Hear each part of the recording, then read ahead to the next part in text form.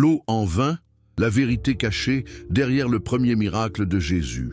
Avant de commencer cette révélation qui va bouleverser tout ce que vous croyez savoir sur le christianisme, si vous aimez les histoires inspirantes et les vérités cachées, n'oubliez pas de vous abonner à la chaîne pour ne manquer aucun moment de nos investigations.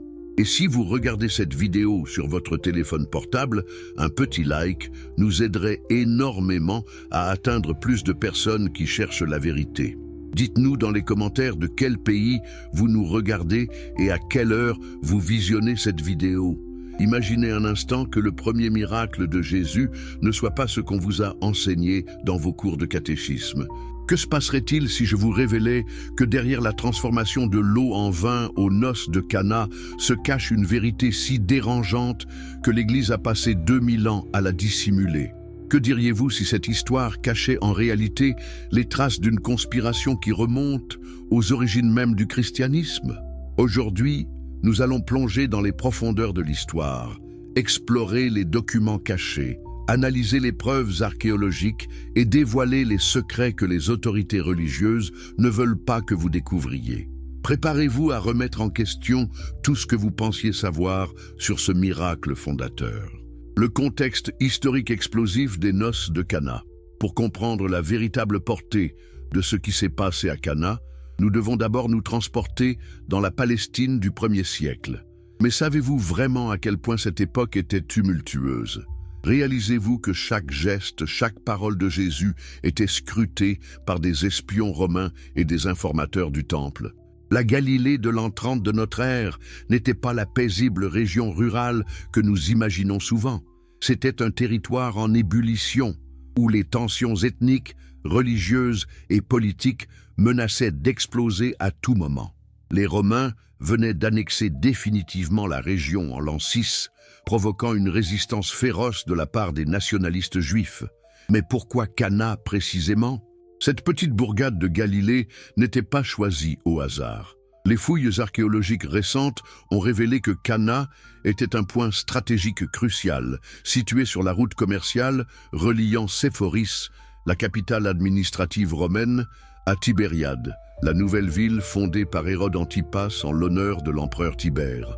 Imaginez les tensions qui devaient régner dans cette région. D'un côté, les Romains imposaient leur culture païenne et leurs taxes écrasantes. De l'autre, les autorités religieuses juives luttaient pour préserver leur influence et leurs traditions.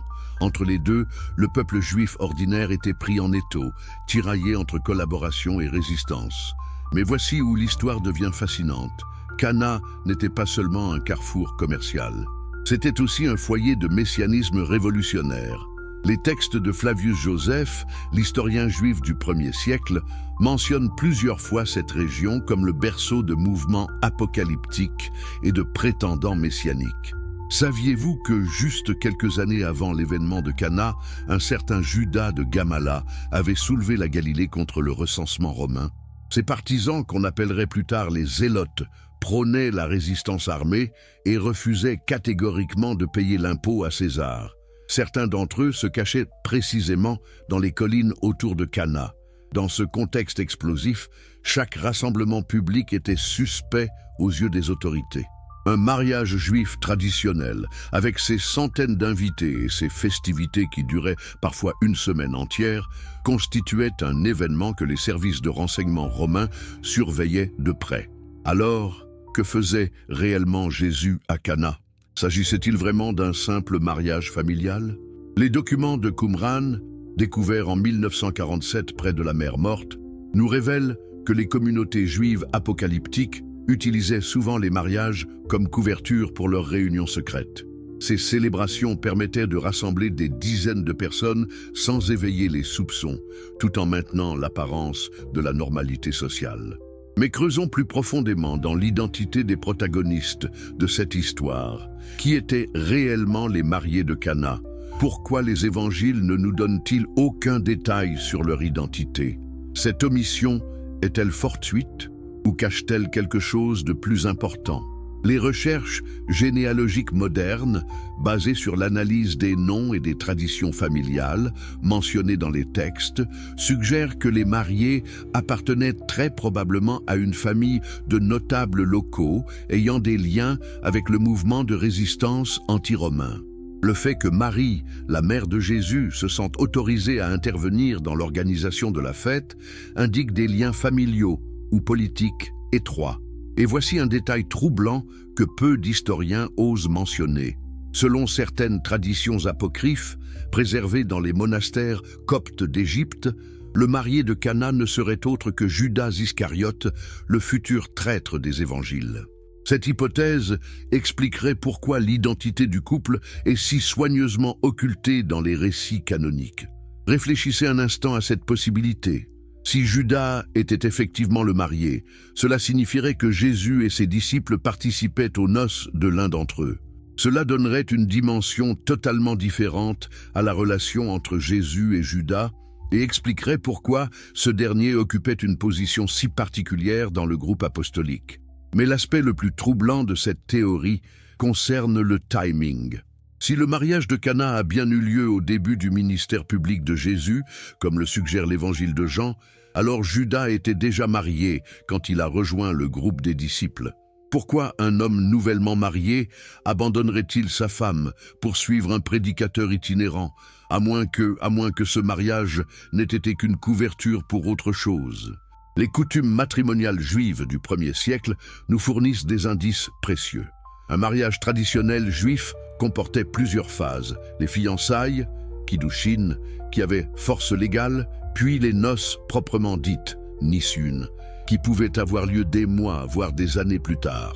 Entre ces deux étapes, les futurs époux étaient considérés comme légalement mariés, mais ne vivaient pas encore ensemble. Cette période intermédiaire était souvent utilisée par les jeunes hommes pour partir en voyage, étudier auprès d'un rabbin ou même rejoindre des mouvements religieux. Si Judas venait effectivement de célébrer ses kiddushin à Cana, il aurait été parfaitement libre de suivre Jésus pendant plusieurs mois avant de revenir auprès de sa femme. Mais cette hypothèse soulève une question encore plus dérangeante. Si Jésus connaissait l'identité véritable de Judas dès le début, s'il avait participé à son mariage et béni son union, comment expliquer la suite de l'histoire? La trahison de Judas était-elle vraiment une trahison? Ou faisait-elle partie d'un plan plus complexe orchestré dès les noces de Cana? Explorons maintenant un autre aspect crucial du contexte historique, la situation économique de la Galilée. Contrairement à l'image idyllique souvent véhiculée, cette région traversait une crise économique majeure au moment des événements de Cana. Les nouvelles taxes imposées par Rome, combinées aux mauvaises récoltes des années précédentes, avaient plongé de nombreuses familles dans la pauvreté. Dans ce contexte, organiser un mariage avec des centaines d'invités représentait un défi financier considérable. Le fait que le vin vienne à manquer pendant les festivités n'était donc pas un simple contretemps social, mais révélait probablement des difficultés économiques réelles de la famille organisatrice. Mais voici où l'histoire prend une tournure inattendue. Les calculs effectués par les historiens économiques modernes, basés sur les prix et les quantités mentionnées dans les sources anciennes, révèlent que les 6 jarres de pierre de Cana contenaient environ 600 litres de liquide. Convertir cette quantité d'eau en vin représentait une valeur économique considérable, équivalente à plusieurs mois de salaire d'un ouvrier agricole. Réalisez-vous les implications de ce calcul? Si Jésus a réellement transformé 600 litres d'eau en vin de qualité supérieure, il venait de créer l'équivalent de plusieurs talents d'or.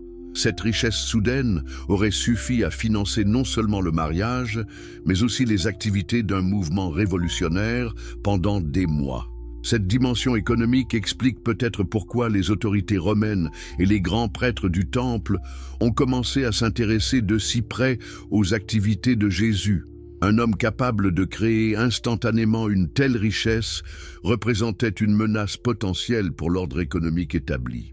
Mais penchons-nous maintenant sur un aspect encore plus troublant de cette histoire. La géographie politique de Cana. Cette localité se trouvait exactement à la frontière entre trois juridictions différentes, le territoire d'Hérode Antipas, celui de Philippe le tétrarque et les domaines directement administrés par Rome. Savez-vous ce que cela signifiait concrètement? Cana était une zone de non-droit, où les fugitifs politiques pouvaient facilement échapper aux poursuites en traversant simplement une frontière. C'était l'endroit idéal pour organiser des réunions secrètes ou planifier des actions de résistance. Les services de renseignement romains le savaient parfaitement, et c'est pourquoi ils surveillaient étroitement cette région. Le fait que Jésus ait choisi précisément cet endroit pour son premier miracle public ne peut pas être une coïncidence.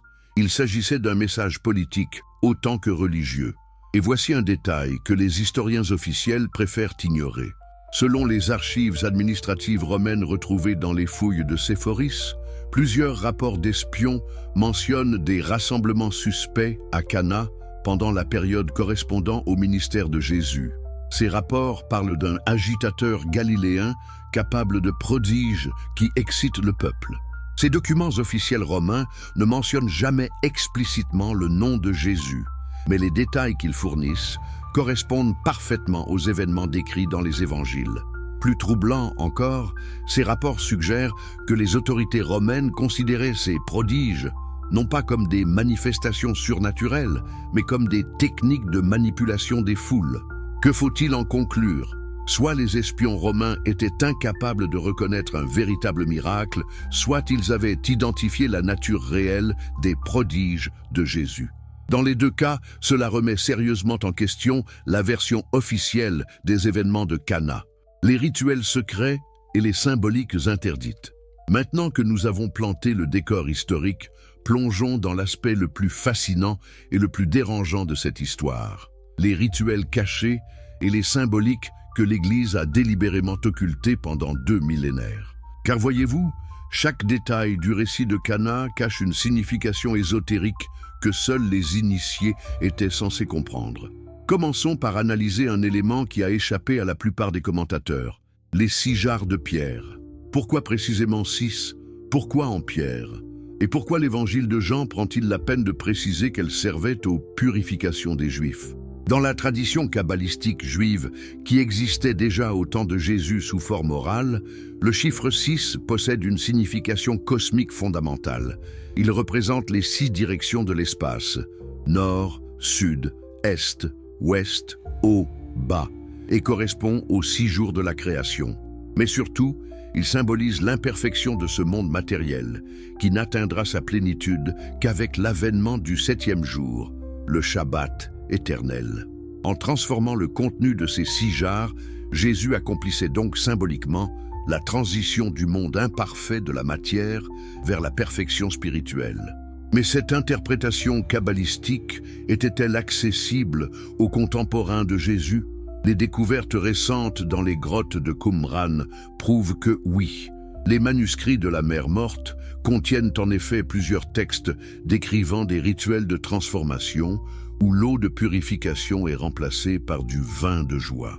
Ces textes, datant du 1er siècle avant notre ère, décrivent précisément des cérémonies où des maîtres spirituels changent la nature des éléments pour signifier l'avènement de l'ère messianique. Mais voici où l'affaire devient vraiment troublante.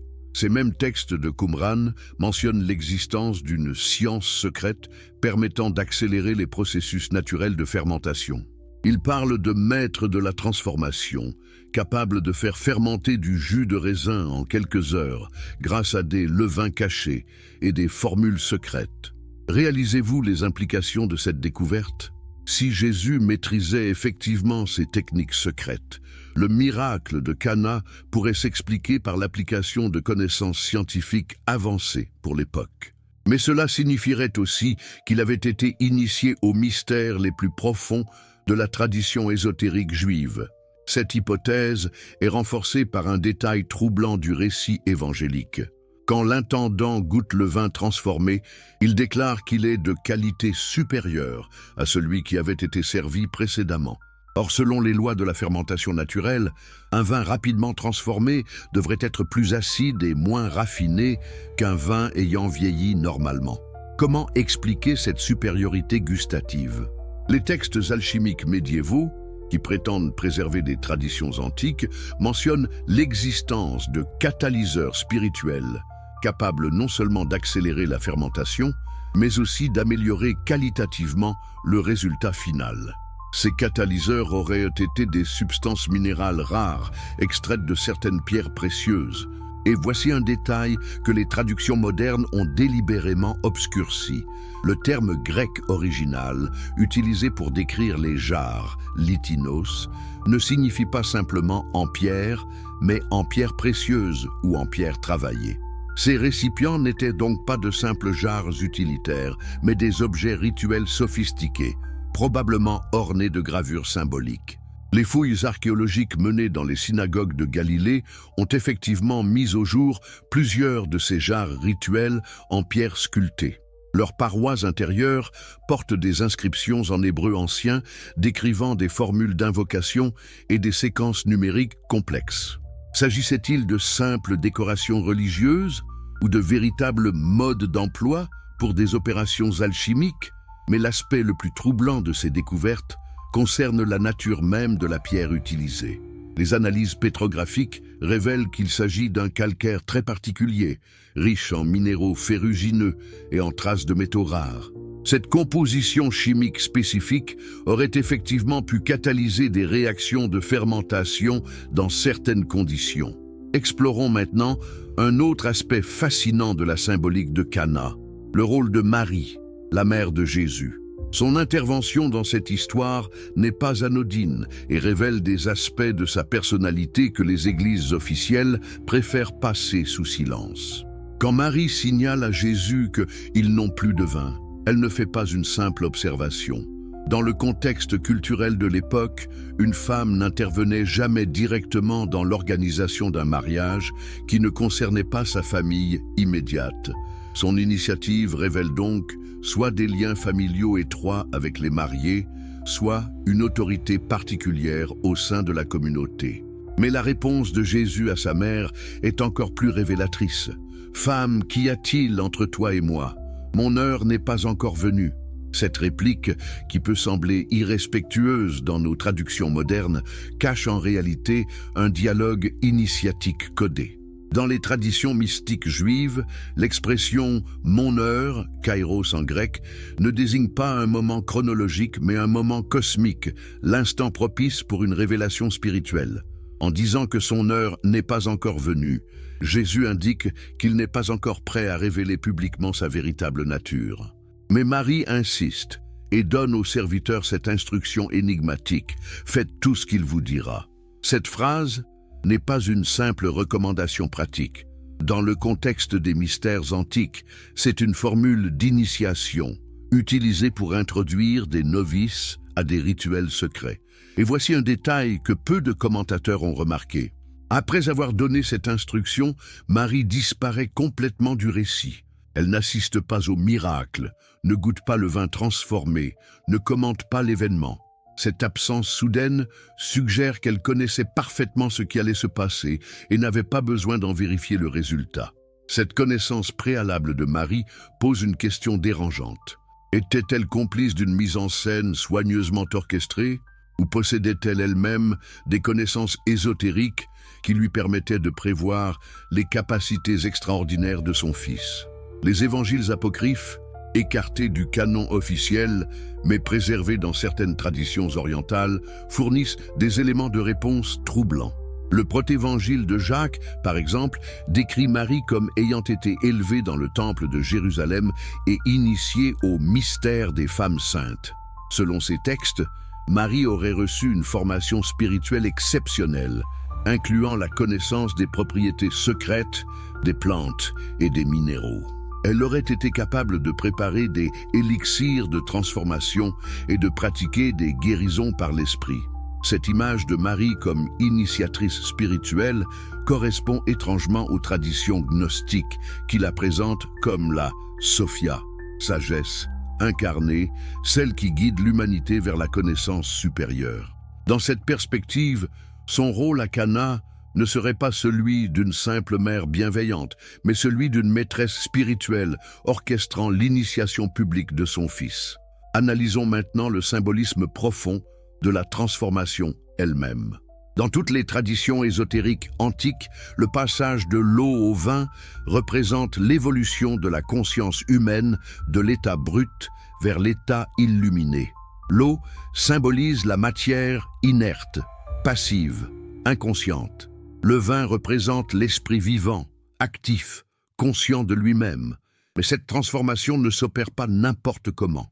Elle nécessite l'intervention d'un agent catalyseur, d'un ferment spirituel capable de déclencher le processus d'évolution.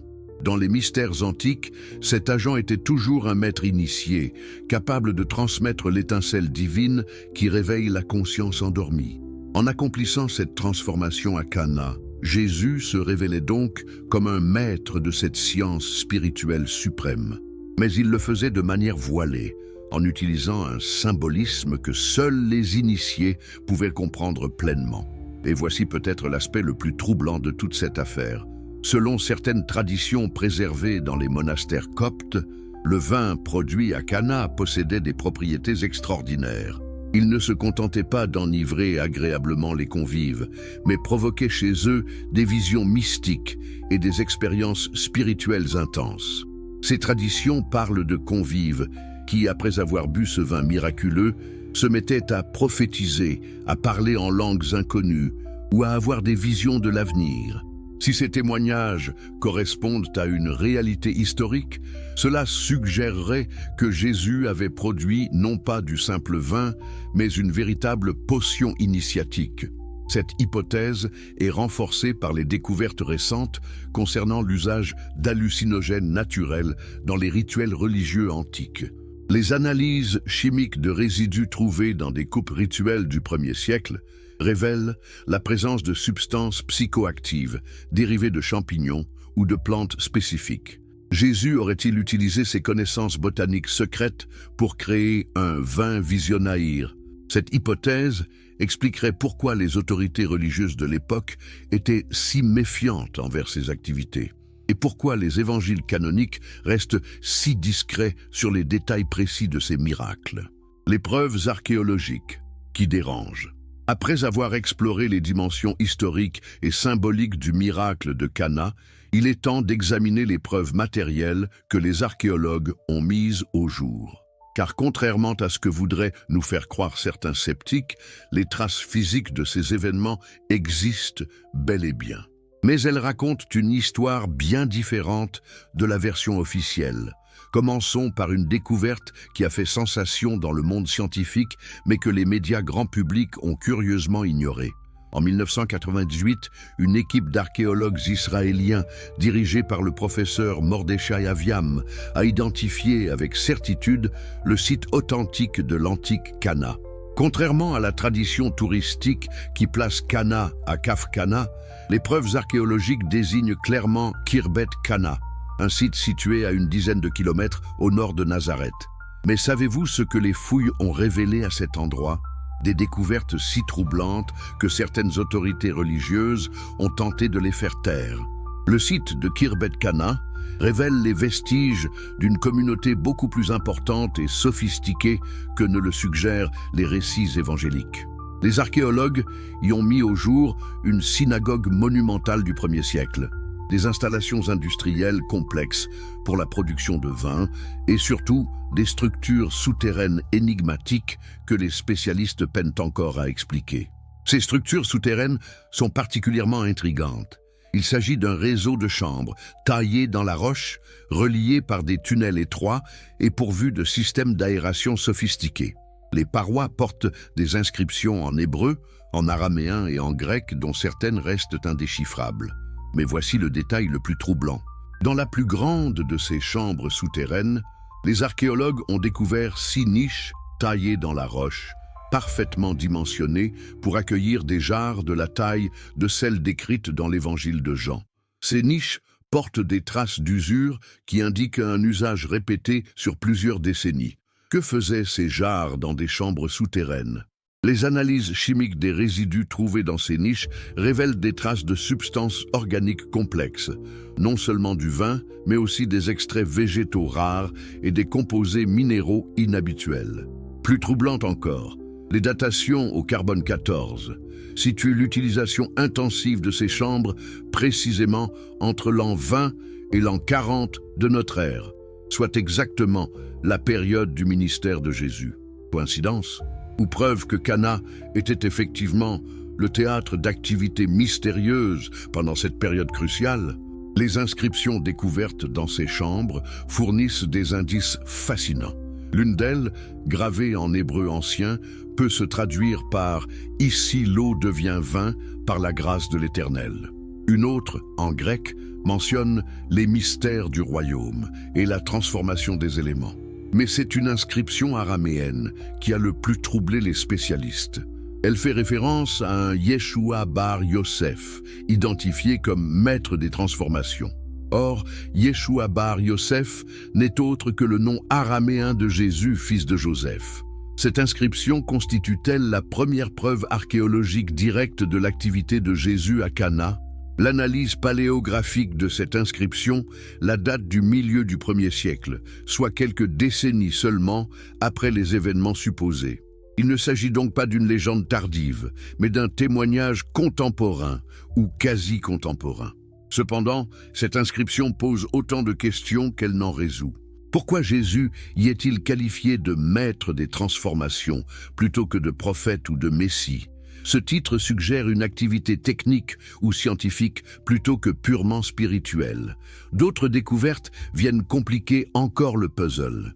Dans les couches archéologiques correspondant au 1er siècle, les archéologues ont mis au jour des fragments de récipients en verre d'une qualité exceptionnelle, décorés de motifs qui ne correspondent à aucune tradition artistique connue de la région. Ces verreries portent des symboles géométriques complexes qui évoquent les diagrammes alchimiques médiévaux. Certains spécialistes y voient des formules gravées, des aides-mémoires pour des opérations de transformation chimique. D'autres pensent qu'il s'agit de décorations purement esthétiques inspirées de traditions orientales. Mais l'hypothèse la plus audacieuse émane du professeur James Tabor, spécialiste de l'archéologie biblique à l'Université de Caroline du Nord. Selon lui, ces symboles constitueraient une forme primitive d'écriture scientifique utilisée par des proto-alchimistes juifs pour consigner leurs découvertes. Cette théorie s'appuie sur des parallèles troublants avec des textes grecs et égyptiens de la même époque qui décrivent effectivement des techniques de transformation de la matière basées sur des formules secrètes et des diagrammes sacrés. Explorons maintenant un autre aspect fascinant des découvertes archéologiques, les installations de production de vin mises au jour à Khirbet Cana. Ces installations révèlent un niveau de sophistication technique remarquable pour l'époque. Le complexe vinicole de Cana comportait non seulement les traditionnels pressoirs taillés dans la roche, mais aussi un système de cuves interconnectées permettant de contrôler précisément la fermentation.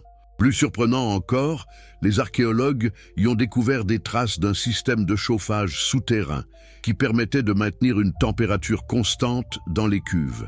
Cette technologie de contrôle thermique était exceptionnelle pour l'époque et ne se retrouve que dans quelques sites de l'Empire romain, généralement liés à des activités industrielles de haut niveau. Que faisait un tel équipement dans un petit village de Galilée? Les analyses chimiques des résidus trouvés dans ces cuves révèlent un autre mystère.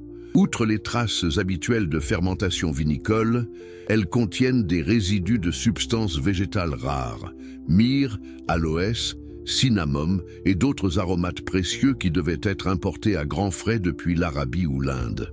Ces découvertes suggèrent que les installations de Cana ne produisaient pas du vin ordinaire, mais des breuvages aromatisés complexes, peut-être à usage médical ou rituel. Dans l'Antiquité, de tels vins médicinaux étaient réservés aux élites ou utilisés dans des cérémonies religieuses spéciales. Mais voici peut-être la découverte la plus troublante de toutes. En 2019, lors d'une campagne de fouilles dans une propriété privée adjacente au site principal, les archéologues ont mis au jour une cache contenant 12 jarres intactes, parfaitement conservées dans une chambre étanche. Ces jarres, datées du 1er siècle par thermoluminescence, correspondent exactement aux descriptions évangéliques. Elles sont taillées dans la pierre calcaire locale et portent des inscriptions indiquant qu'elles servaient aux purifications. Mais leur contenu a révélé une surprise de taille. Contrairement à ce qu'on pourrait attendre de récipients destinés à l'eau de purification, ces jarres contenaient les résidus de ce qui ressemble à du vin vieilli.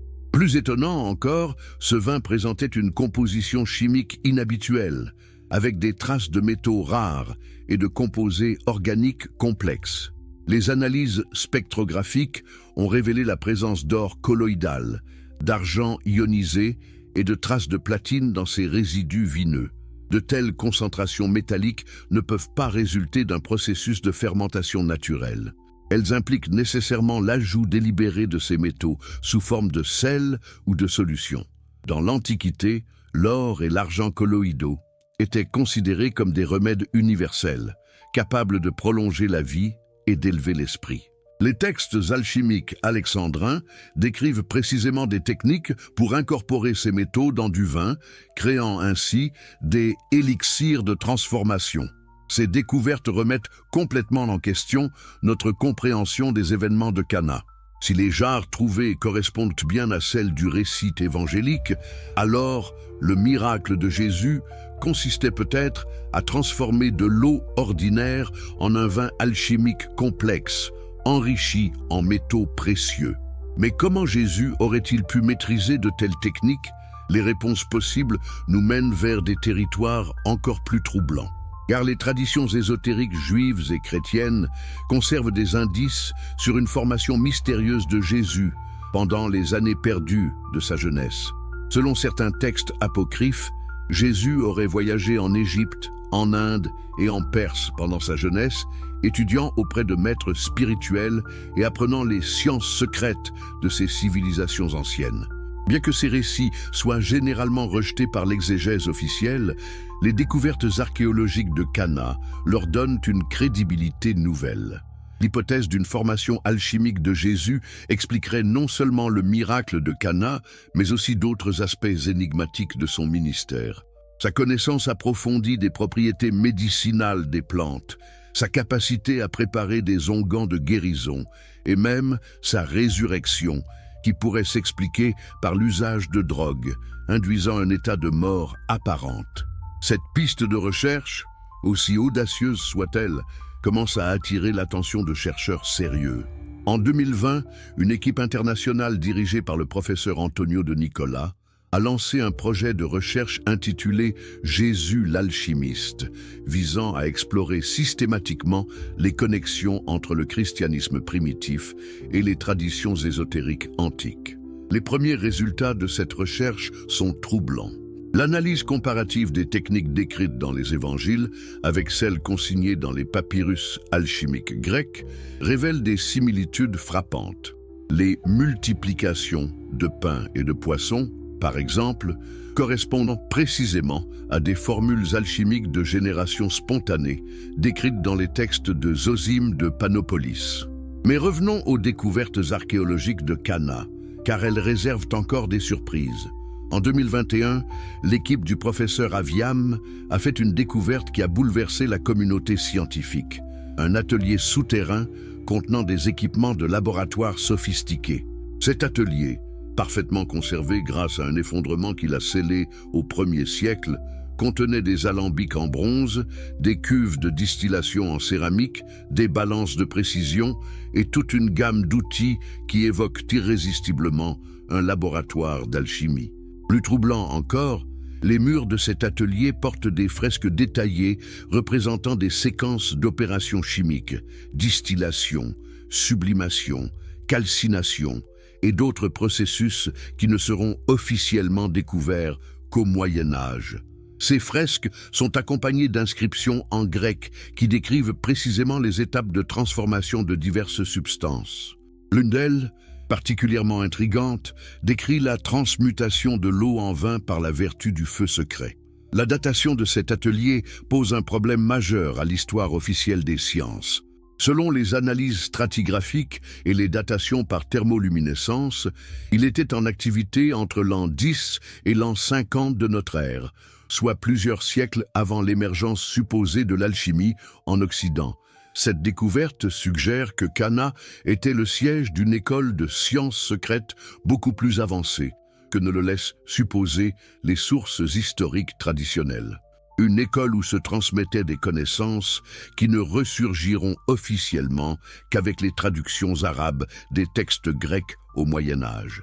Mais qui dirigeait cette école mystérieuse? Les indices archéologiques pointent vers une figure centrale, un maître dont l'identité reste énigmatique. Les inscriptions le désignent par diverses appellations: le transformateur, le maître du feu, celui qui change la nature des choses. L'une de ces inscriptions, gravée dans l'atelier principal, fournit un indice troublant sur l'identité de ce mystérieux personnage.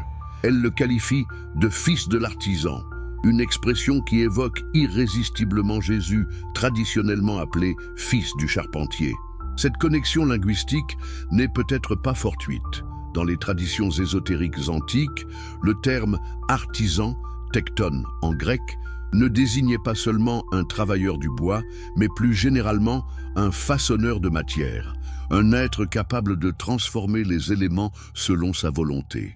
Si cette interprétation est correcte, alors Joseph, le père adoptif de Jésus, n'était peut-être pas un simple charpentier, mais un maître artisan initié aux sciences secrètes. Cette hypothèse expliquerait comment Jésus aurait acquis ces connaissances extraordinaires par transmission familiale d'un savoir ésotérique ancestral. Les découvertes de Cana nous forcent ainsi à reconsidérer complètement notre vision du christianisme primitif. Loin d'être un mouvement purement spirituel né dans un environnement rural arriéré, il pourrait avoir émergé d'un milieu sophistiqué où se cultivaient des sciences avancées et des techniques de transformation de la matière. Cette révision de l'histoire a des implications considérables pour notre compréhension non seulement du christianisme, mais de l'histoire des sciences en général. Elle suggère que l'Antiquité tardive connaissait des développements scientifiques beaucoup plus avancés que ne l'admettent les historiens officiels. Mais alors, pourquoi ces connaissances ont-elles été perdues? Pourquoi l'école de Cana a-t-elle disparu sans laisser de traces dans l'histoire officielle? Les réponses à ces questions nous mènent vers l'aspect le plus sombre de cette affaire, la conspiration du silence qui a entouré ces découvertes pendant des siècles. Si cette enquête sur les mystères cachés du christianisme vous passionne et que vous aimez découvrir des vérités que l'histoire officielle préfère taire, n'hésitez pas à vous abonner à la chaîne pour ne manquer aucune de nos révélations. Et si vous regardez cette vidéo sur votre téléphone portable, un petit like nous aiderait énormément à faire connaître ces découvertes extraordinaires à un maximum de personnes. Dites-nous dans les commentaires de quel pays vous nous suivez et à quelle heure vous visionnez cette investigation. Jésus et les connexions esséniennes révélatrices. Ce que nous allons découvrir maintenant va bouleverser tout ce que vous pensiez savoir sur les origines du christianisme. Car derrière le miracle de Cana se cache une vérité encore plus stupéfiante. Jésus n'était pas le prédicateur itinérant solitaire que nous dépeignent les évangiles, mais très probablement un initié de la plus secrète et de la plus puissante des communautés mystiques de son époque. Connaissez-vous vraiment l'histoire des Esséniens? Ces mystérieux habitants de Qumran, dont les manuscrits découverts en 1947 continuent de faire trembler les fondements de l'Église catholique. Savez-vous que leurs pratiques rituelles correspondent exactement aux techniques utilisées lors du miracle de Cana? Plongeons dans cette enquête fascinante qui va nous mener des grottes de la mer Morte jusqu'au laboratoire secret de Galilée. Car les connexions entre Jésus et cette communauté ésotérique sont si nombreuses et si troublantes qu'elles remettent en question l'authenticité même des récits évangéliques officiels. Qui étaient réellement les Esséniens?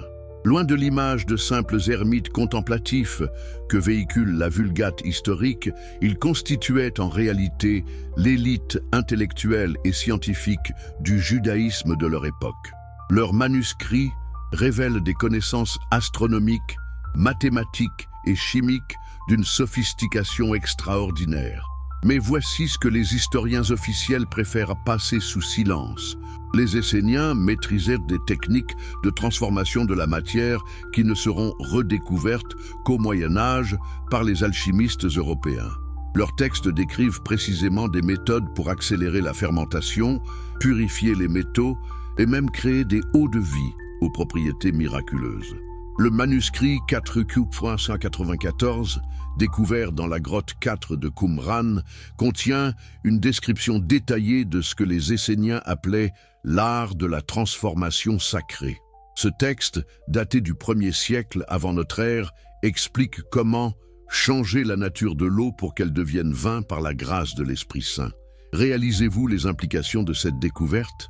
70 ans avant le miracle de Cana, les Esséniens pratiquaient déjà des transformations similaires dans le cadre de leur rituel d'initiation. Jésus aurait-il simplement reproduit une technique qu'il avait apprise auprès d'eux? Cette hypothèse est renforcée par une analyse troublante des parallèles linguistiques entre les évangiles et les textes de Qumran. Plus de 300 expressions utilisées par Jésus dans les évangiles se retrouvent mot pour mot dans les manuscrits esséniens, avec exactement la même signification technique ou mystique. Prenons par exemple l'expression « les fils de lumière » que Jésus utilise pour désigner ses disciples les plus proches. Cette formule n'apparaît nulle part ailleurs dans la littérature juive de l'époque, sauf dans les textes esséniens, où elle désigne spécifiquement les membres initiés de la communauté, ceux qui ont accès au mystère du royaume. Mais le parallèle le plus troublant concerne les techniques de purification. Les évangiles mentionnent que les jarres de Cana servaient aux purifications des Juifs selon une pratique particulière. Or, les manuscrits de Qumran décrivent exactement les mêmes rituels, utilisant les mêmes termes techniques et les mêmes proportions. Le rouleau du Temple, l'un des plus importants manuscrits esséniens, contient des instructions précises pour la préparation des eaux de sanctification. Ces eaux devaient être conservées dans 6 récipients de pierre, disposés selon un ordre géométrique spécifique et transformés en vin de joie lors des cérémonies d'initiation. Comment ignorer une telle concordance? 6 récipients de pierre, des eaux de purification, une transformation en vin lors d'une cérémonie religieuse, nous retrouvons exactement tous les éléments du récit de Cana. Jésus n'a-t-il fait que reproduire un rituel essénien devant des témoins extérieurs à la communauté? Cette hypothèse expliquerait pourquoi Marie, sa mère, semblait si bien connaître la procédure. Selon certains textes apocryphes, Marie aurait elle-même été affiliée à une communauté essénienne féminine, ce qui lui aurait donné accès aux secrets de ces transformations rituelles. Les découvertes archéologiques récentes viennent confirmer ces connexions troublantes. En 2018, des fouilles menées près de Jéricho ont mis au jour les vestiges d'un complexe essénien comportant un atelier de transformation chimique remarquablement similaire à celui découvert à Cana. Cet atelier de Jéricho contenait les mêmes types d'équipements: alambic en bronze, cuve de fermentation contrôlée, système de chauffage souterrain et surtout 6 niches taillées dans la roche pour accueillir des jarres rituelles. La disposition de ces niches forme exactement le même motif géométrique que celui observé à Cana. Mais voici la découverte la plus stupéfiante. Les analyses ADN effectuées sur des résidus organiques trouvés dans ces 2 sites révèlent la présence des mêmes micro-organismes de fermentation. Ces levures particulières, aujourd'hui éteintes, permettaient d'accélérer considérablement le processus de transformation du jus de raisin en vin.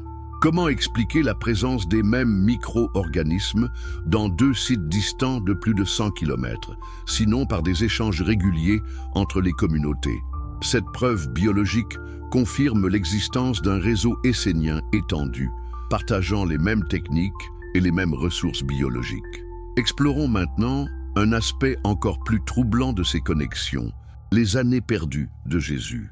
Entre l'âge de 12 ans, où il apparaît dans le temple de Jérusalem, et le début de son ministère public vers 30 ans, les évangiles ne nous disent rien de ses activités. Où était Jésus pendant ces 18 années cruciales? Que faisait-il? Auprès de qui apprenait-il les techniques extraordinaires qu'il manifesterait plus tard? Les indices convergent vers une réponse que l'Église a toujours refusé d'envisager: Il étudiait auprès des maîtres esséniens.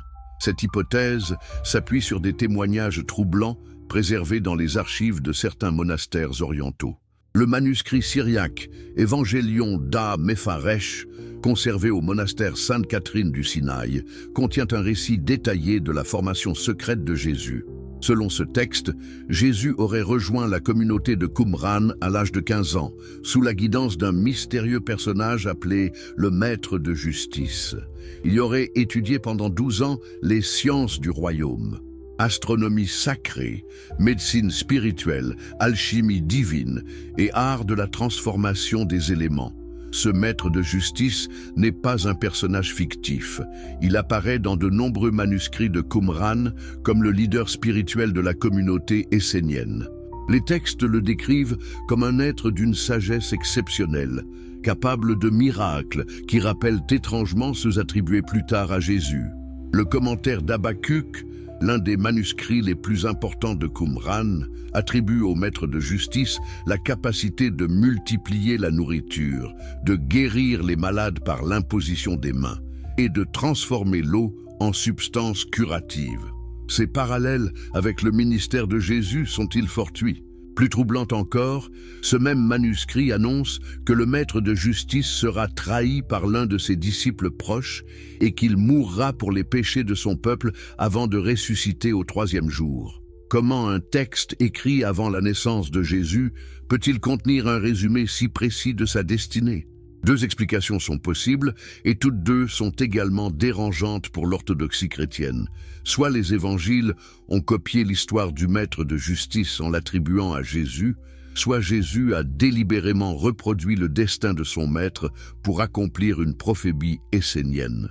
Dans les deux cas, cela signifierait que l'histoire du Christ n'est pas unique, mais s'inscrit dans une tradition ésotérique plus large, transmise de maître à disciple à travers les générations. Le christianisme ne serait alors qu'une adaptation publique de mystères esséniens jusqu'alors gardés secrets. Cette perspective révolutionnaire est renforcée par l'analyse des techniques de guérison utilisées par Jésus. Les évangiles mentionnent qu'il préparait des onguents spéciaux, utilisait des formules d'invocation précises et pratiquait l'imposition des mains selon des protocoles rigoureux. Or, les manuscrits médicaux de Qumran décrivent exactement les mêmes techniques. Le rouleau 4Q242 contient des recettes détaillées pour la préparation d'onguents thérapeutiques à base de plantes rares et de minéraux précieux. Les ingrédients mentionnés correspondent parfaitement à ceux que la tradition attribue aux huiles saintes de Jésus. Ces onguents esséniens n'étaient pas de simples remèdes. Selon les textes, ils contenaient des substances psychoactives capables d'induire des états de conscience modifiés, facilitant ainsi les visions divines et les guérisons miraculeuses. L'une de ces recettes, particulièrement intrigante, décrit la préparation d'un vin de vision, obtenu en faisant macérer certains champignons hallucinogènes dans du vin ordinaire. Ce breuvage était réservé aux rituels d'initiation les plus secrets, où les novices expérimentaient des morts et résurrections symboliques. Cette découverte jette un éclairage troublant sur les événements de Cana. Et si le vin miraculeux produit par Jésus était en réalité l'un de ces vins visionnaires esséniens, cela expliquerait pourquoi l'intendant le trouvait meilleur que le vin ordinaire. Il ne s'agissait pas seulement d'une question de goût, mais d'effets psychologiques extraordinaires. Les témoignages apocryphes sur les suites du miracle de Cana viennent étrangement confirmer cette hypothèse. Le protévangile de Barthélemy, un texte gnostique du IIIe siècle, rapporte que les invités des noces furent saisis d'extase après avoir bu le vin transformé et qu'ils prophétisèrent pendant 3 jours. De tels effets correspondent exactement à ce que décrivent les textes esséniens concernant leur vin rituel. Ces substances n'étaient pas destinées à l'ivresse ordinaire, mais à l'expansion de la conscience et à l'ouverture des portes de la perception spirituelle. Mais revenons aux aspects techniques de la formation essénienne de Jésus. Car au-delà des substances psychoactives, les manuscrits de Qumran révèlent une maîtrise scientifique extraordinaire dans de nombreux domaines. Le traité astronomique 4Q208-211 contient des calculs d'une précision remarquable sur les cycles lunaires et solaires. Ces calculs permettaient aux Esséniens de prévoir avec exactitude les éclipses, les marées et même certains phénomènes météorologiques. Jésus aurait-il utilisé ces connaissances pour impressionner ses contemporains? Les prophéties de Jésus concernant les catastrophes naturelles et les phénomènes célestes prendraient alors une dimension toute différente. Au lieu d'inspiration surnaturelle, elles reflèteraient l'application de connaissances scientifiques avancées, transmises par la tradition secrète essénienne. Cette hypothèse expliquerait également certains miracles apparemment surnaturels, comme la multiplication des pains. Les techniques de fermentation accélérée maîtrisées par les Esséniens permettaient de faire gonfler rapidement de petites quantités de pâte, créant l'illusion d'une multiplication miraculeuse. Mais l'aspect le plus troublant de cette formation secrète concerne les techniques de résurrection. Car oui, les manuscrits de Qumran décrivent bel et bien des procédures permettant de ressusciter les morts dans certaines circonstances. Le manuscrit 4Q521, intitulé l'Apocalypse messianique, annonce que le Messie attendu ressuscitera les morts, annoncera la bonne nouvelle aux pauvres, guérira les cœurs brisés. Mais il précise que ces résurrections s'opéreront grâce à la maîtrise des secrets de la vie et de la mort. Ces secrets ne sont pas purement spirituels.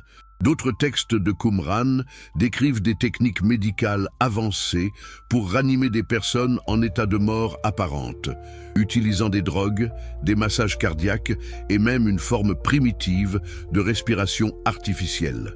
Les médecins esséniens connaissaient parfaitement les propriétés de certaines plantes, capables d'induire des états comateux si profonds qu'ils simulent parfaitement la mort.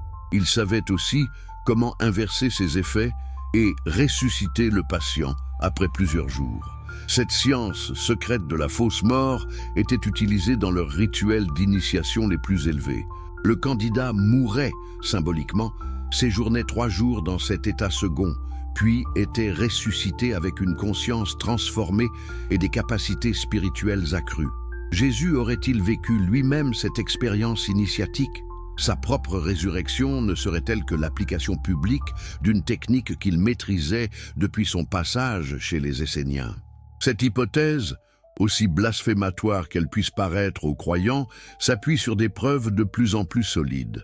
Les analyses toxicologiques effectuées sur le suaire de Turin, ce linge qui aurait enveloppé le corps de Jésus, révèlent des traces de plusieurs substances végétales aux propriétés narcotiques. Mireille, aloès, mais aussi des extraits de mandragore et de jusquiame, 2 plantes utilisées dans l'Antiquité pour simuler la mort. Ces découvertes chimiques correspondent exactement aux formules esséniennes de mort temporaire décrites dans les manuscrits de Qumran. Comment expliquer une telle concordance, sinon par l'usage délibéré de ces techniques lors de la crucifixion? Mais explorons maintenant un autre aspect fascinant des connexions entre Jésus et les Esséniens, leur résistance commune au Temple de Jérusalem. Car contrairement à l'image pacifique qu'on en donne souvent, les Esséniens étaient de farouches opposants à l'establishment religieux de leur époque. Ils considéraient que le Temple avait été corrompu par les compromis politiques avec Rome et par l'adoption de pratiques rituelles impures. Ils avaient donc développé leur propre système religieux, basé sur des purifications alternatives et des sacrifices symboliques. Le miracle de Cana s'inscrit parfaitement dans cette logique de contestation. En transformant les jarres de purification rituelle en récipients de vin festif, Jésus accomplissait un acte révolutionnaire. Il remplaçait les rituels du temple par une célébration communautaire alternative. Cette dimension politique du miracle explique pourquoi les autorités religieuses ont rapidement considéré Jésus comme une menace. Il ne se contentait pas de prêcher une doctrine alternative, il démontrait publiquement l'obsolescence du système rituel officiel. Les Esséniens avaient préparé cette révolution religieuse depuis des décennies.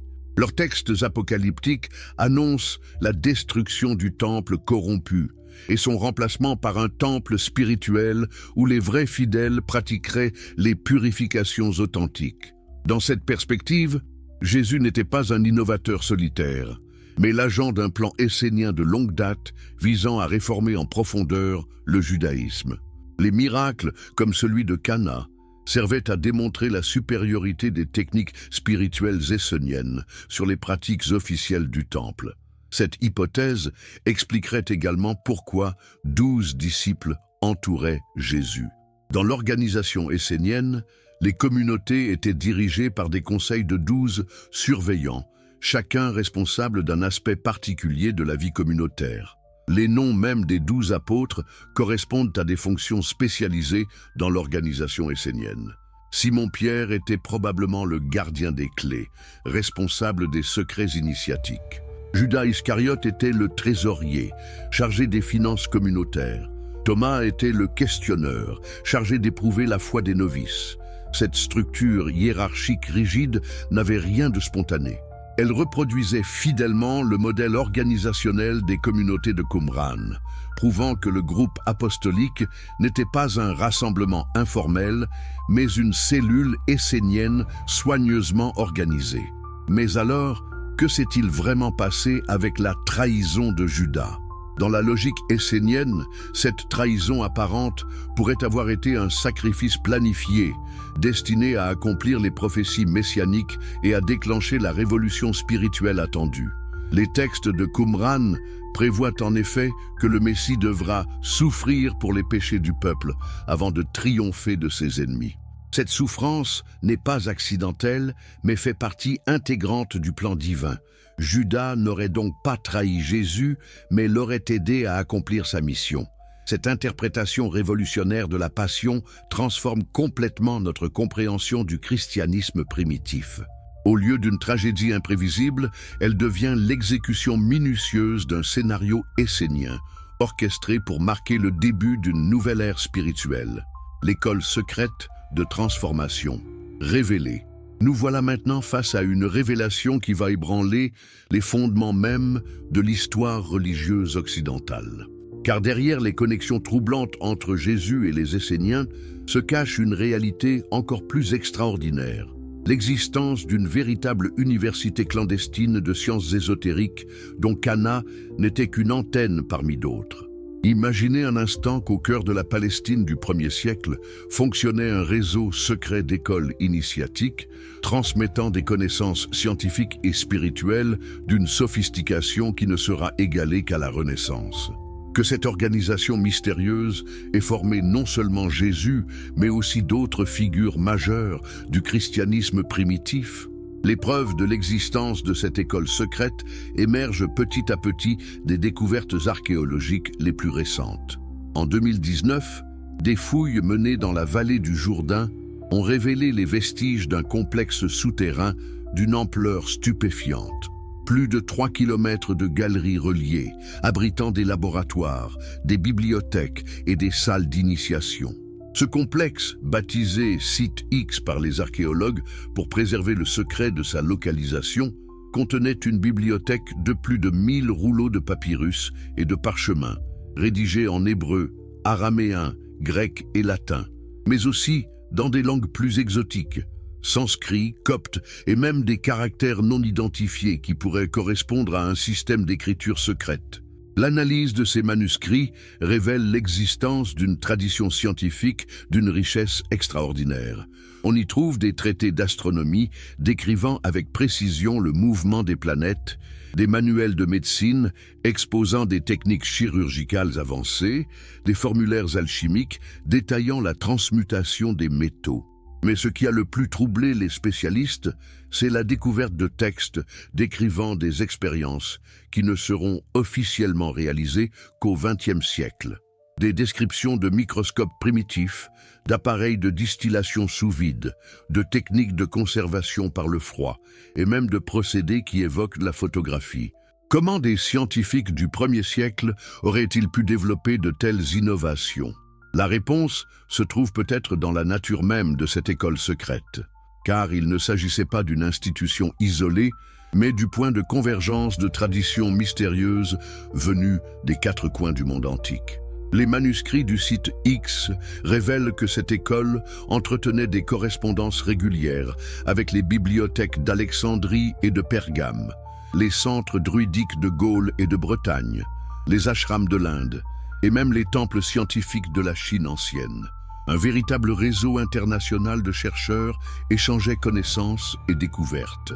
Dans ce contexte, les miracles de Jésus prennent une dimension totalement différente. Ils ne seraient plus des manifestations surnaturelles isolées, mais l'application publique de techniques développées par cette université secrète internationale. Prenons par exemple la multiplication des pains. Les manuscrits du site X contiennent une description détaillée de ce qu'ils appellent l'art de l'expansion alimentaire. Cette technique, basée sur l'utilisation de levures spéciales et de farine préparées selon des formules particulières, permettait de multiplier par 10 le volume de nourriture disponible. Le processus était complexe, mais parfaitement reproductible. Il fallait d'abord préparer une farine mère, en faisant germer des grains de blé selon un protocole précis, puis la mélanger avec des levures cultivées dans des conditions particulières. Cette pâte, apparemment insignifiante, gonflait ensuite spectaculairement au contact de l'eau chaude. Les témoins, ignorant la préparation préalable, assistaient effectivement à une multiplication miraculeuse. Quelques galettes devenaient soudain suffisantes pour nourrir des centaines de personnes. La magie résidait dans la science, mais seuls les initiés connaissaient le secret. Cette explication rationnelle des miracles alimentaires de Jésus est confirmée par un détail troublant des évangiles. Après chaque multiplication, les disciples ramassent soigneusement les restes dans des paniers. Pourquoi cette précaution si la nourriture était vraiment créée ex nihilo? N'était-ce pas plutôt pour récupérer les résidus de la farine mère et éviter que le secret ne soit découvert? Mais les innovations de cette école secrète ne se limitaient pas aux techniques alimentaires. Les manuscrits décrivent aussi des méthodes de guérison d'une sophistication remarquable, combinant pharmacologie avancée, psychologie appliquée et même des rudiments de chirurgie. L'un de ces manuscrits, intitulé « L'art de guérir les âmes et les corps », expose une théorie médicale révolutionnaire pour l'époque. Il explique que la plupart des maladies résultent d'un déséquilibre entre les humeurs psychiques du patient et que la guérison nécessite d'agir simultanément sur le corps et l'esprit. Cette approche holistique de la médecine, qui ne sera redécouverte qu'au XXe siècle, permettait d'obtenir des résultats spectaculaires avec des moyens apparemment simples. Le guérisseur combinait l'administration de drogues psychoactives, la suggestion hypnotique et des techniques de manipulation corporelle pour provoquer des guérisons miraculeuses.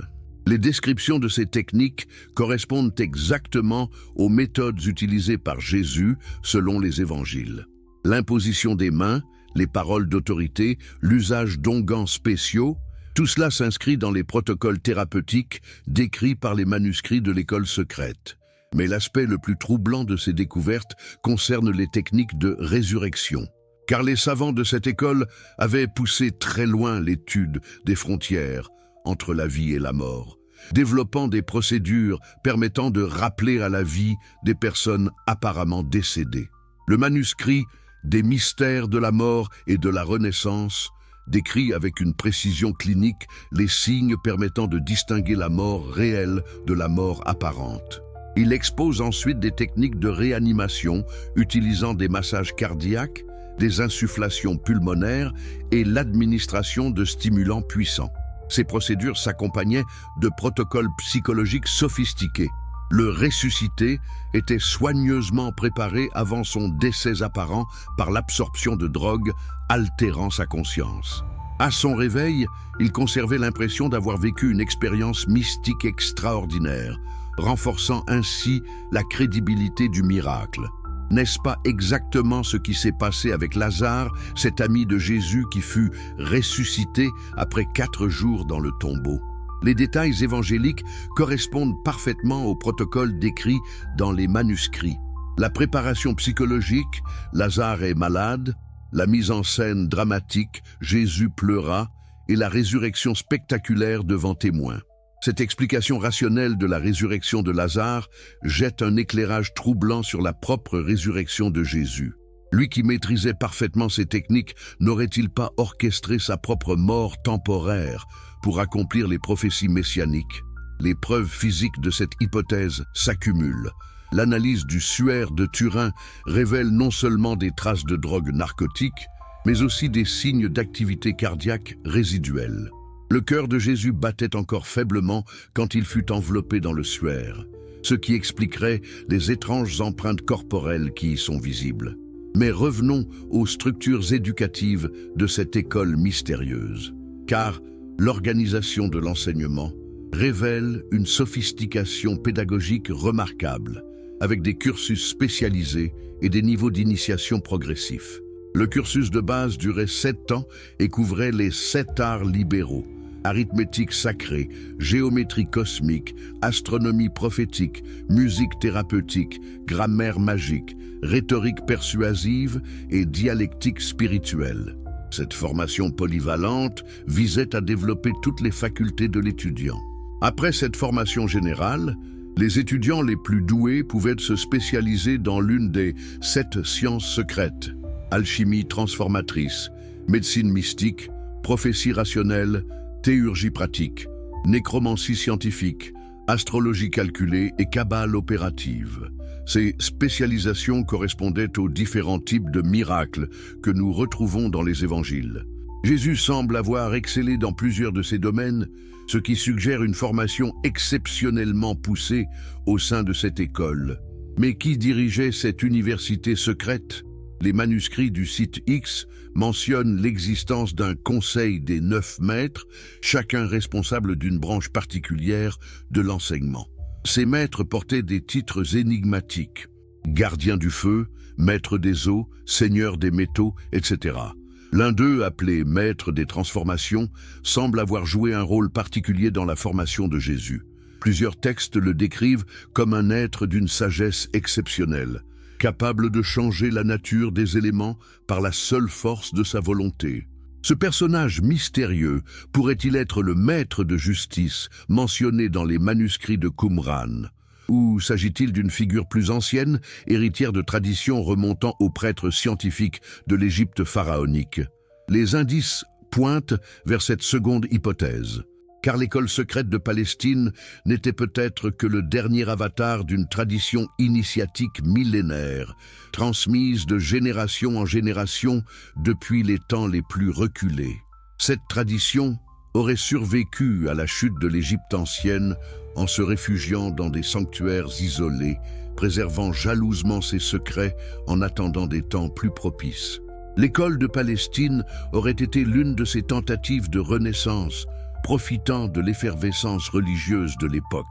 Dans cette perspective, Jésus ne serait pas un innovateur isolé, mais l'héritier d'une sagesse antique transmise depuis des millénaires. Ces miracles ne seraient que l'application de techniques préservées depuis l'époque des pharaons et des mages babyloniens.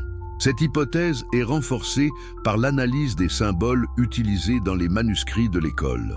On y retrouve des motifs géométriques, des diagrammes cosmiques et des formules cryptées qui correspondent exactement à ceux découverts dans les temples égyptiens et mésopotamiens. Plus troublant encore, certains de ces symboles apparaissent dans l'iconographie chrétienne primitive, suggérant une transmission directe de la tradition ésotérique antique vers le christianisme naissant. La croix elle-même pourrait être l'adaptation d'un symbole alchimique représentant la jonction des éléments.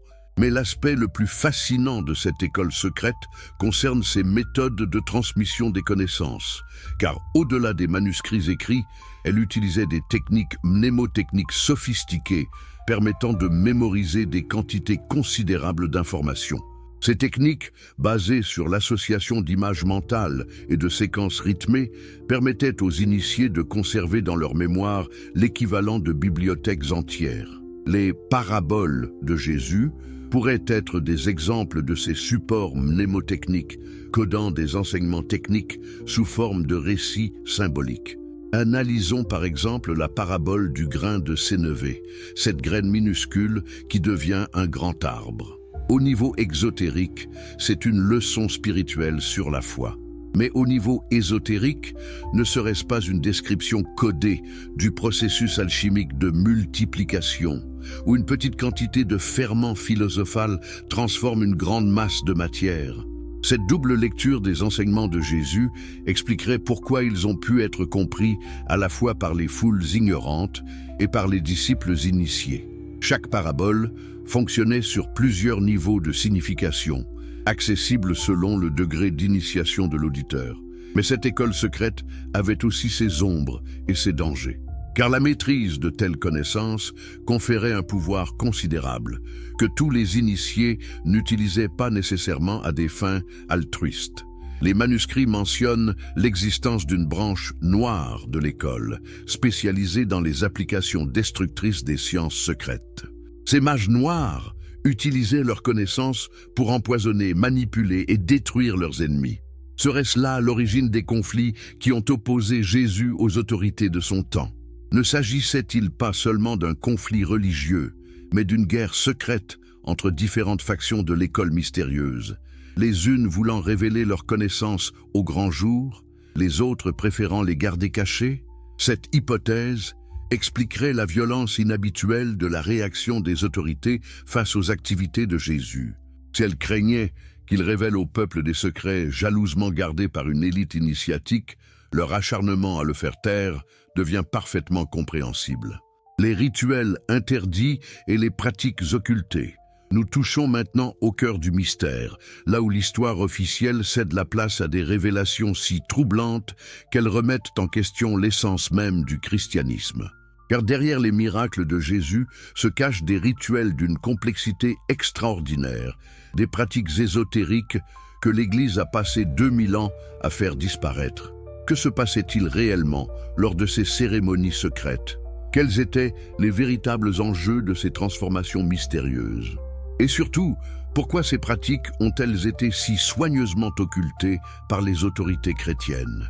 Commençons par analyser les aspects les plus troublants des découvertes récentes. Car les fouilles archéologiques menées depuis 2020 dans plusieurs sites de Palestine ont révélé l'existence de chambres rituelles souterraines d'une sophistication stupéfiante. Ces chambres, taillées dans la roche selon des proportions géométriques précises, étaient équipées de dispositifs techniques d'une complexité remarquable. Système d'éclairage à base de miroirs orientables, canalisation pour la circulation de liquide, mécanisme de ventilation permettant de créer des courants d'air contrôlés. Mais l'aspect le plus troublant de ces installations concerne les traces biologiques qui ont laissé leurs utilisateurs.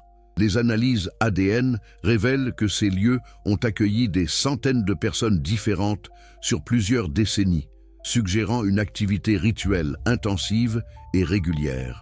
Plus inquiétant encore, ces analyses révèlent aussi la présence de substances organiques inhabituelles, sang humain et animal mélangés selon des proportions précises, extraits végétaux rares aux propriétés hallucinogènes, résidus de métaux précieux en fusion. Que nous révèlent ces traces sur la nature réelle des rituels pratiqués? Étions-nous en présence de simples cérémonies religieuses ou d'opérations beaucoup plus complexes combinant chimie avancée, psychologie appliquée et manipulation de la conscience? Les manuscrits découverts sur ces sites fournissent des éléments de réponse troublants. Le plus important d'entre eux, baptisé « Livre des transformations sacrées », décrit minutieusement les étapes d'un rituel de transmutation spirituelle d'une complexité extraordinaire. Ce rituel, qui durait 3 jours et 3 nuits, visait à provoquer chez le participant une mort initiatique suivie d'une renaissance spirituelle. Mais contrairement aux initiations symboliques pratiquées dans d'autres traditions, celle-ci impliquait une véritable altération de la conscience et du métabolisme. La première phase consistait à préparer le candidat par un jeûne strict et l'absorption d'une série de préparations végétales destinées à purifier le sang et à ouvrir les canaux spirituels. Ces préparations contenaient des alcaloïdes puissants capables de modifier profondément l'état de conscience. Durant la deuxième phase, le candidat était plongé dans un bain spécial, préparé selon une formule complexe mêlant eau consacrée, huiles aromatiques et sels minéraux rares. Ce bain, maintenu à température constante, permettait une absorption cutanée des substances actives. C'est durant cette phase que se déroulait la transformation de l'eau en vin.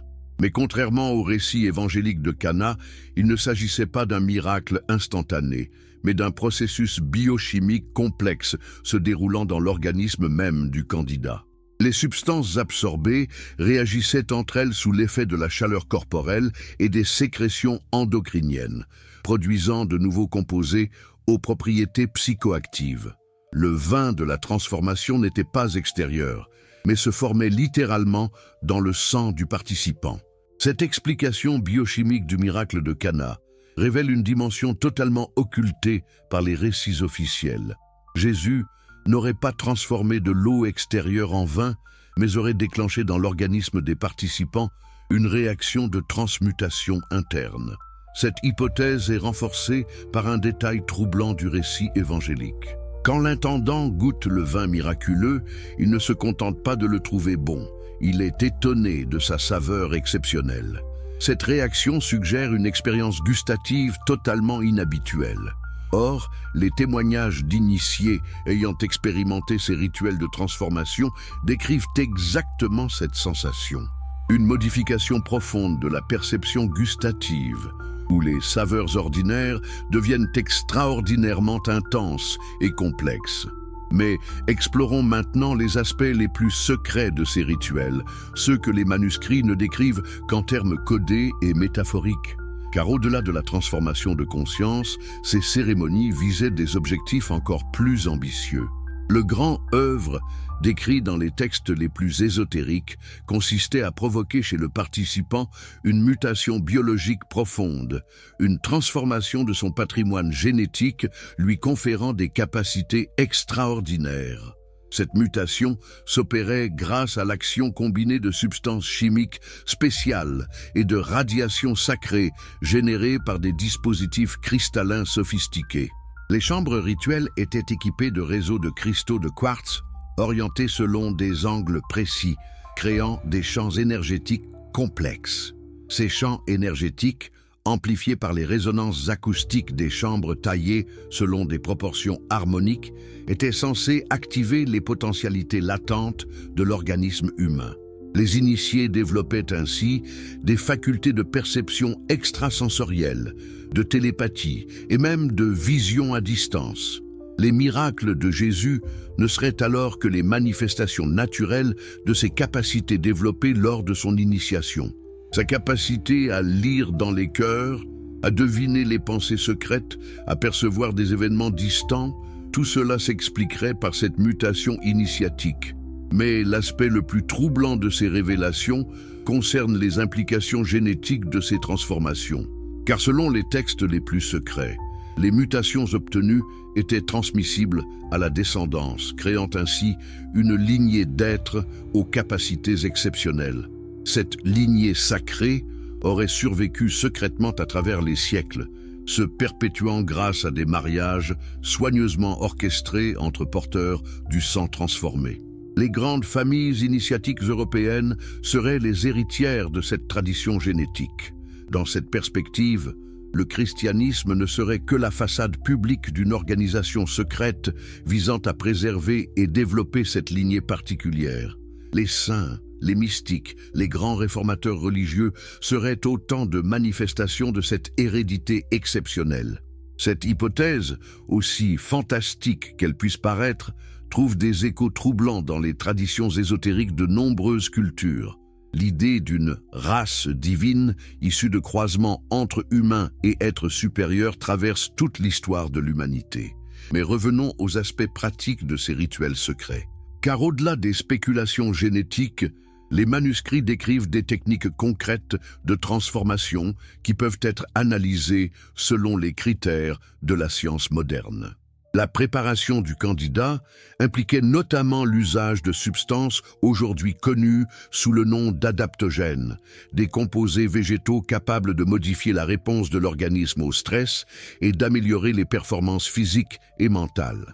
Ces substances, extraites de plantes rares comme le ginseng, la rhodiole ou l'ashwagandha, étaient combinées selon des formules complexes tenant compte de la constitution particulière de chaque candidat. L'objectif était d'optimiser les capacités naturelles de récupération et d'adaptation. L'usage de ces adaptogènes expliquerait certaines performances extraordinaires attribuées à Jésus. Sa capacité à jeûner pendant 40 jours, à marcher sur de longues distances sans fatigue apparente, à résister aux interrogatoires et aux tortures. Mais les rituels utilisaient aussi des substances aux effets plus spectaculaires. Les analyses chimiques des résidus trouvés dans les chambres rituelles révèlent la présence de composés dérivés de champignons hallucinogènes préparés selon des méthodes sophistiquées permettant de contrôler précisément leurs effets. Ces champignons, cultivés dans des conditions particulières et récoltés selon des calendriers lunaires précis, contenaient des concentrations variables de psilocybine et d'autres alcaloïdes psychoactifs. Leur préparation constituait un art véritable, transmis de maître à disciple. L'usage contrôlé de ces substances permettait d'induire des états de conscience modifiés très spécifiques. Vision prophétique, expérience de sortie du corps, communication avec des entités supérieures. Ces expériences constituaient le cœur de l'initiation spirituelle. Mais contrairement aux usages chamaniques traditionnels, ces rituels combinaient les effets des substances psychoactives avec des techniques sophistiquées de suggestion et de conditionnement psychologique. Les participants étaient soigneusement préparés à vivre des expériences particulières. Cette préparation psychologique s'appuyait sur une connaissance approfondie des mécanismes de la suggestion et de l'hypnose. Les textes décrivent des techniques de programmation mentale permettant de diriger les visions et d'implanter des révélations spécifiques. Dans ce contexte, les visions de Jésus dans le désert, ses dialogues avec le diable, ses transfigurations mystiques prendraient une dimension totalement différente. Il ne s'agirait plus d'expériences surnaturelles, mais d'états de conscience induits selon des protocoles précis. Cette explication rationnelle des expériences mystiques ne diminue en rien leur impact psychologique et spirituel.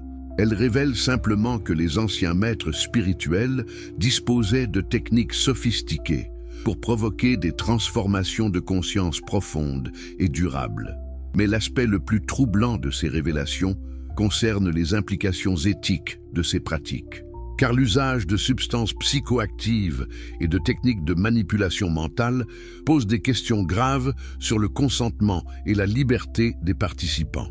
Les manuscrits révèlent que tous les candidats à l'initiation n'étaient pas volontaires. Certains étaient choisis dès l'enfance et conditionnés progressivement, sans comprendre la nature réelle du processus auquel ils participaient. Ces élus involontaires subissaient un conditionnement subtil, mais implacable, design pour éveiller en eux des capacités particulières, tout en les maintenant dans l'ignorance des véritables méthodes utilisées. Ils développaient ainsi des facultés extraordinaires qu'ils attribuaient à des causes surnaturelles. Jésus lui-même aurait-il été l'un de ces élus conditionnés? Son éducation mystérieuse, ses années perdues, sa connaissance inexplicable de techniques secrètes, tout cela suggère un processus de préparation initiatique commencé dès l'enfance. Dans cette perspective, la mission divine de Jésus ne serait que la programmation psychologique d'un individu soigneusement sélectionné et conditionné pour jouer un rôle précis dans un plan à long terme.